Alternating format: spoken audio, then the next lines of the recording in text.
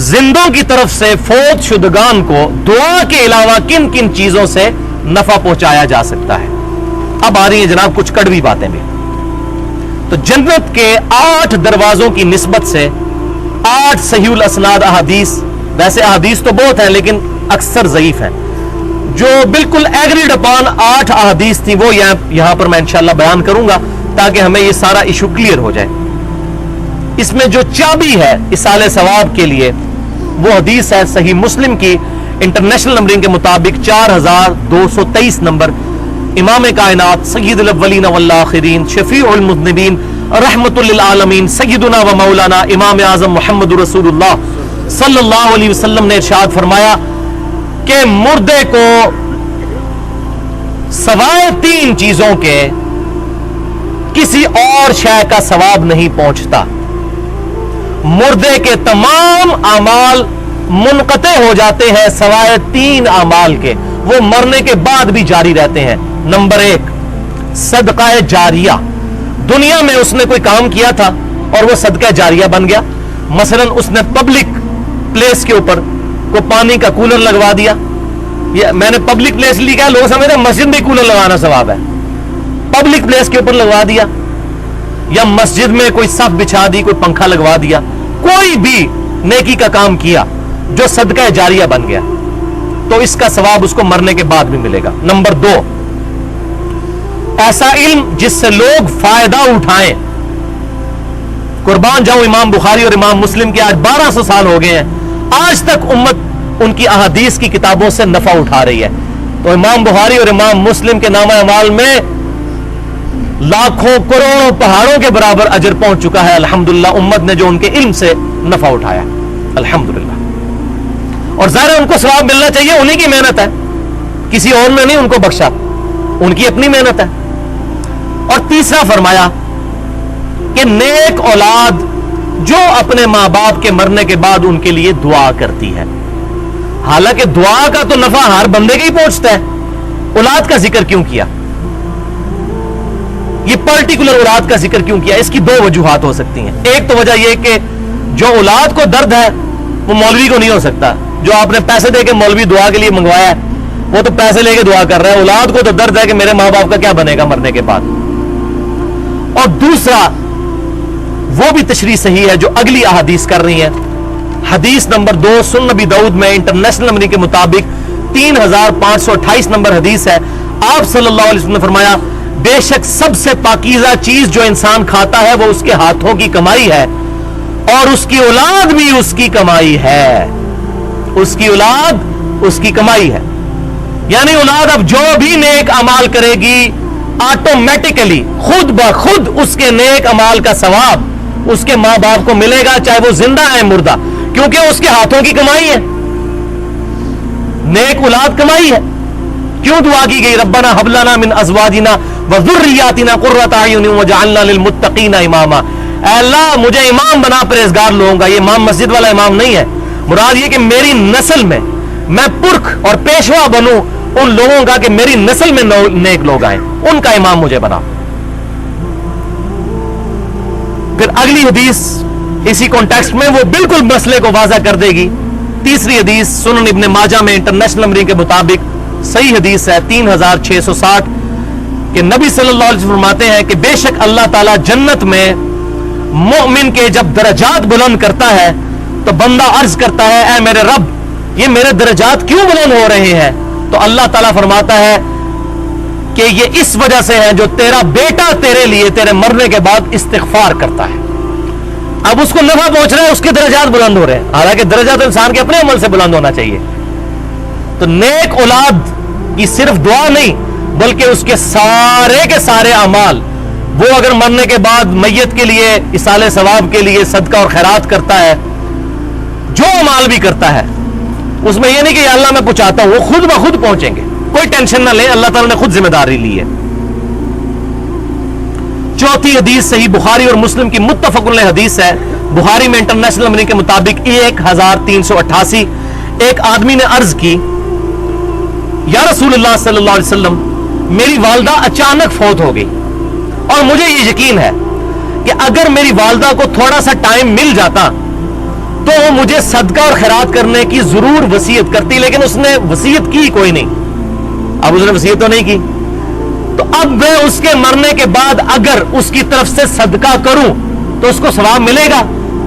آپ صلی اللہ علیہ وسلم نے بڑا مختصر جواب دیا، ہاں، کوئی پیچیدگی نہیں اس میں، کوئی دوسری بات نہیں، کہ آؤٹ آف کوشچن ہے، ہاں بھائی یہ آپ کا مسئلہ حل ہو گیا۔ اگلی حدیث، جس کو لوگ ان حدیث کے ساتھ کنفیوز کرتے تھے کہ جو منت کا پہنچتا ہے باقی نہیں، اس لیے میں نے منت کے بغیر والی روایتیں بیان کی ہیں۔ ہاں منت مانی ہو وہ تو بدرجہ اولا پہنچتا ہے، وہ اگلی حدیث ہے۔ اس سے پہلے ایک اور حدیث، 5ویں حدیث سنن نسائی میں امام نسائی رحمت اللہ علیہ نے پورا چیپٹر باندھا ہے کہ میت کی طرف سے صدقہ کیا ہوا اس کو ثواب پہنچتا ہے۔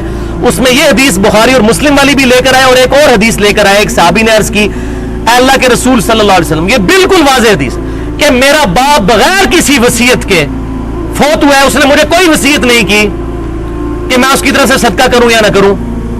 اب مجھے بتائیے، اس نے مجھے وصیت تو کوئی نہیں کی، لیکن میں چاہ رہا ہوں کہ اس کے مرنے کے بعد اس کی طرف سے صدقہ کروں، تو کیا اس کا اجر اس کو ملے گا؟ آپ نے فرمایا ہاں، بس دیٹس آل، کوئی کمپلیکیشن والی بات نہیں کی۔ آئے مائے شائے والی بات ہوتی تو لوگ اور مطلب نکالتے، کیٹاگوریکلی فرمایا ہاں پہنچے گا اولاد کا۔ وہ ساری حدیثیں ایک چین سے میں نے جوڑی ہیں، بڑی ترتیب، بڑی محنت کی ہے اس پہ تاکہ یہ مسئلہ سمجھ آئے، اور انشاءاللہ اس طریقے سے نہ کسی نے کتاب میں لکھا ہوا ہے نہ کہیں لیکچر میں دیا ہوا ہے، کیونکہ وہ پہلے ذہن میں رکھتے ہیں کہ کس فرقے کی حفاظت کرنی ہے، تو ہر بندہ اپنا مکتبہ فکر سامنے رکھ کے تو وہ مسئلے بیان کر رہا ہوتا ہے۔ 2 نمبر یہ ہوتی پیچھے۔ 6ٹھی حدیث بخاری اور مسلم کی متفق علیہ حدیث ہے، سعد بن عبادہ رضی اللہ تعالیٰ عنہ کہتے ہیں، یہ حدیث ہے جس کو اوپر والی حدیثوں سے لوگ کنفیوز کرتے ہیں، یہ بالکل الگ حدیث ہے۔ یہ اسی طریقے سے ہے کہ کوئی گھوڑوں کی دموں والی حدیث رب الیدین پہ لگا دے، وہ بالکل الگ حدیث ہے، یہ بالکل الگ حدیث ہے۔ یہ حدیث ہے کہ سعد بن عبادہ کہتے ہیں کہ میری ماں نے منت مانی تھی، نظر مانی تھی اللہ کے لیے، لیکن وہ ادا کرنے سے پہلے فوت ہو گئی، اس کو موقع نہیں ملا۔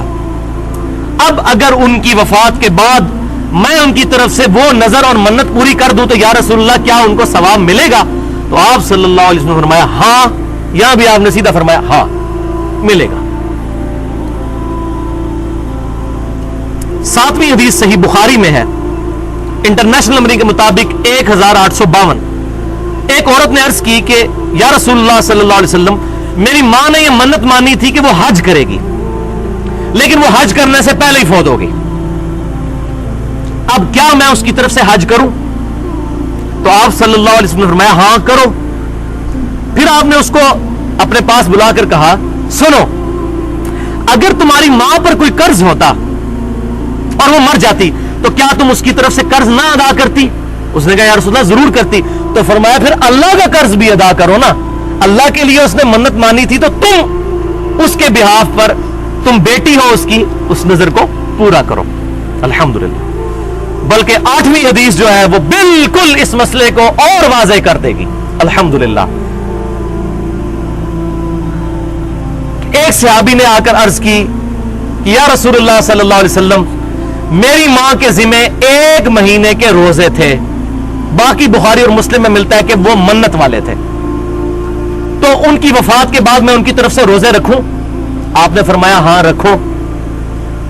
اب ساتھ بونس بھی انہوں نے ایک ڈیمانڈ کر لیا، چونگے میں ایک چیز لے لی کہ رسول اللہ صلی اللہ علیہ وسلم چلے یہ روزے تو اس نے منت مانے ہوئے تھے، میری والدہ نے کبھی حج نہیں کیا، اب یہاں منت کا ذکر نہیں ہے، یہ بالکل الگ حدیث ہے۔ یا رسول اللہ میری ماں نے کبھی حج نہیں کیا، اب یہ نہیں کہا کہ نظر مانی ہوئی تھی، وہ الگ حدیث ہے۔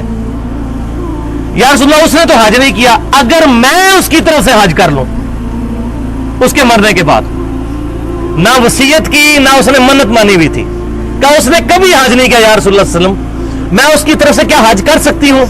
تو آپ صلی اللہ علیہ وسلم فرمایا ہاں اس کی طرف سے حج ادا کرو۔ تو اسی کی بنیاد پر حج بدل کروایا جاتا ہے، اس پر نیابت ہوتی ہے۔ تو یہ جتنے اعمال احادیث میں ملتی ہیں ان پر نیابت ہوگی، لیکن آپ حیران ہوں گے ان تمام حدیثوں میں خالصتاً صرف اولاد کا ذکر ہے، اس کے علاوہ کوئی نہیں ہے۔ لہٰذا میں اس مسئلے میں اہل سنت کہلوانے والے تینوں گروہ جو ہیں ان میں سے جو اہل حدیث मकतब फिक्र के जो उलमा हैं उनके साथ मेरी राय है कि उनका मौकफ ये सही है कि ये पर्टिकुलर औलाद के बारे में है और किसी के बारे में कोई रिवायत नहीं मिलती। दुआ सब की पहुंचती है, लेकिन ये जो सदका और खैरात ये सारा वो उसी हदीस की बुनियाद पर है जो सही मुस्लिम में और फिर अबू दाऊद में आया कि औलाद उसकी कमाई है, तो औलाद का जो सवाब मिलेगा। और इसी में इंप्लाइड है कि अगर औलाद नहीं है तो जो भी उसका करीबी वली है, हम अल्लाह से उम्मीद करते हैं कि अल्लाह तबारक व तआला उसका सदका और खैरात, अगरचे इसके बारे में इख्तलाफ मौजूद है, लेकिन अल्हम्दुलिल्लाह तमाम मुकादबे फिक्र में, अहले हदीस, अहले तशय्यो में, बरेलवियों में और देवबंदियों के अंदर, तमाम के अंदर ऐसे उलमा मौजूद हैं जो मुतलकन सदका और खैरात के कायल हैं किसी दूसरे की तरफ से भी, लेकिन ये मौकफ कमजोर है। लेकिन चूंकि एग्जिस्ट करता है इसलिए मैंने बता दिया। मजबूत जो है औलाद है, लिहाजा औलाद की ऐसी अच्छी तरबियत करें कि वो ही करे सदका और खैरात। वैसे इंशाल्लाह आपकी तरफ से औलाद के अलावा वो करने भी नहीं लगा, ये भी आपको बता दें, औलाद ही करेगी, ये बात भी हक है।